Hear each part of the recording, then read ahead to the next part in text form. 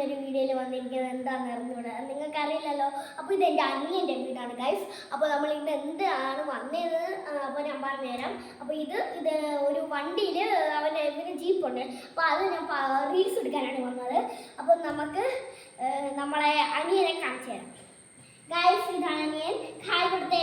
Hi. അപ്പോൾ നമുക്ക് വണ്ടി പോവാം.